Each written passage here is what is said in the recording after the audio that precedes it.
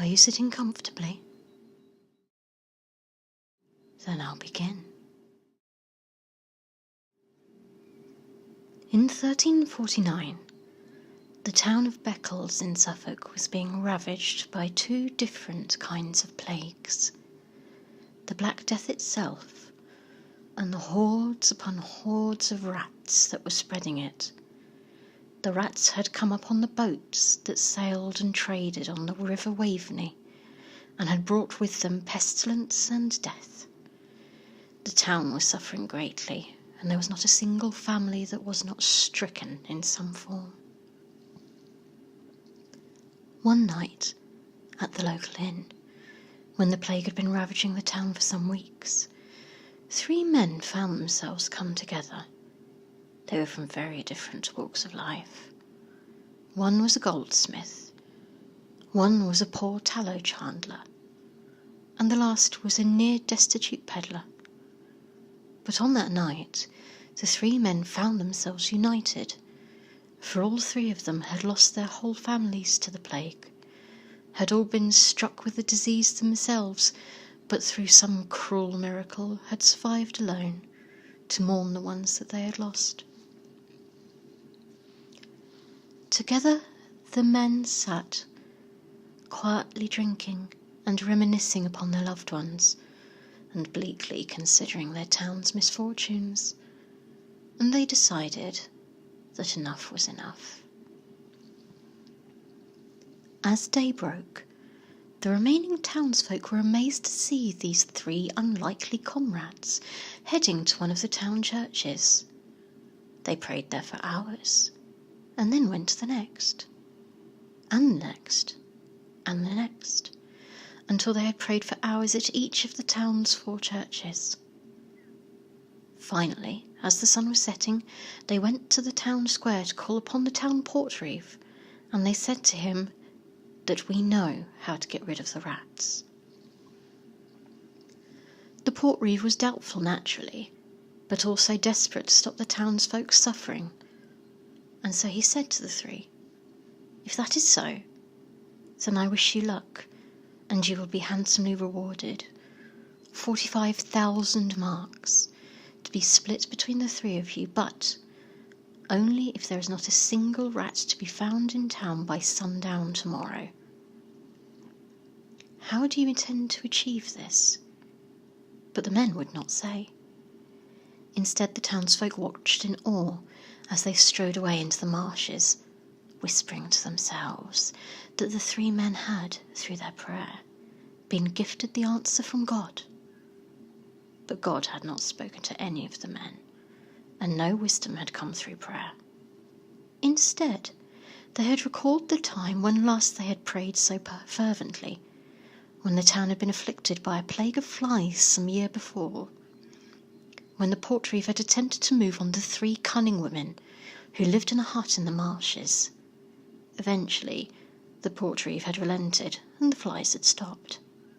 The men reasoned that if the cunning women could summon flies, then likely they could get rid of the rats. They approached the hut on the marshes, and initially the cunning women refused them entry, shouting at them through the walls to get thee hence and leave, lest they bring the plague down upon the 3 women who dwelled within. But the men explained that they had already had the plague and survived, showed them the marks left on their skin from sores, explained that they could not be so struck down twice. So the women reluctantly permitted them entry. The men explained why they had come. The women listened. The women nodded and said they could help, but it would take magic, and no magic comes without its price. "The townsfolk have promised us a reward if we succeed," the goldsmith explained. "If you will help us, we will give you each a mark from our prize money." The cunning women looked at each other. "Your generosity is noted," the eldest said, "but that is not entirely what we meant. This power is not drawn from the heavens. This magic has no blessing from God. it is taken from below, and Lucifer requires a promise of loyalty before he will grant it. In truth, the men were not surprised, had expected this. God had taken their families, had left them to suffer on alone as their world crumbled around them, had not answered their prayers, so they willingly paid the devil his due, and with the cunning women as witnesses, offered their souls up to him in exchange for the power to end the plague of rats. When they were done, the cunning women handed each of them a small reed pipe. "You will know the tune to play," they told them. The town was seething bitterly when they returned. The rats seemed more numerous than ever, and the townsfolk had waited up half the night to see when the promised miracle would occur. Nevertheless, they watched as the morning broke on the horizon, and the men returned to the square. They looked on with bated breath as they took up position in the centre and started to play. The melody was haunting and soft, a song telling of the grief of the whole town and the men's individual suffering. The listeners found their eyes welling up as they heard the mournful song. But then a ripple of excitement and disgust ran through them. The rats were coming, in their hundreds, scurrying down alleyways and out of cellars, from thatch and hole and barrel. They swarmed upon the men and sat eagerly listening, their eyes bright, little noses twitching. Hours and hours the men played without rest, until the whole square was carpeted with rats, more and more pouring over the ones at the back in an effort to get closer to the magical music. And then, finally, the men began to walk, the rats parting to let them through. The townsfolk followed the sound of the music, keeping a careful distance from the rats, watching the men disappearing onto the foggy marshes. Then, just beyond their sight, they heard the music change very slightly. Then there came dozens of tiny splashes, then terrified squealing, as the rats found themselves compelled by the song into the water, weighed down by the others diving down on top of them, unable to swim under their fellows. They drowned themselves. The men had disappeared now completely beyond sight, and the living rats were also vanishing from view, even though the dead thronged the water like algae. Hurriedly the townsfolk started to gather nets to retrieve the thousands of bodies, carting them outside the town and building a hasty bonfire, dousing them with alcohol and lamp oil to force them to burn. Hours upon hours they worked, catching the little bodies as they bobbed down the Waveney, as the music grew fainter and the light grew dim. As the sun set, they looked around. Not a single rat remained living in the town, and the bonfire was starting to die out, the plague-bearing vermin reduced to ash. The townsfolk, knowing what the reward had been, rushed to pay their due to the Portreeve and returned to the square once more, eagerly waiting the return of their saviours so they could give them their reward.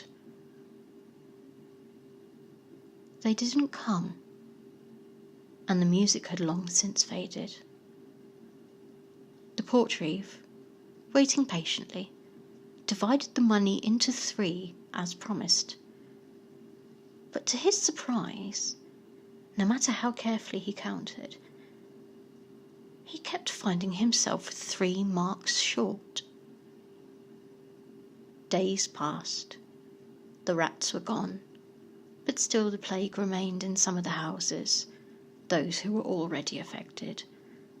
More died, but fewer new cases were reported, and a few weeks later, the last 2 victims died, and there were no more new cases reported.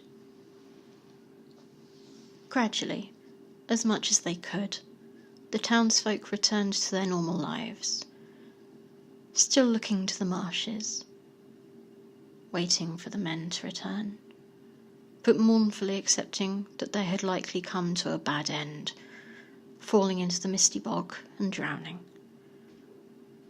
Trade started up on the Waveney once more, a few little boats risking the water again.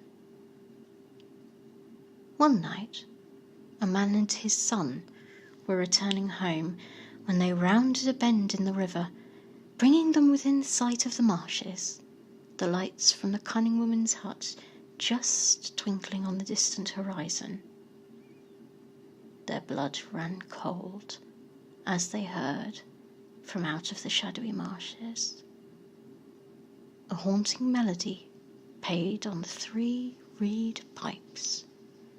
Soon, anyone returning along the river after sunset knew the tune, and some reported 3 ghostly figures pacing through the marshes, followed by a flock of tiny shadows. Some say, if you go into the marshes at night even now, you can still hear them playing.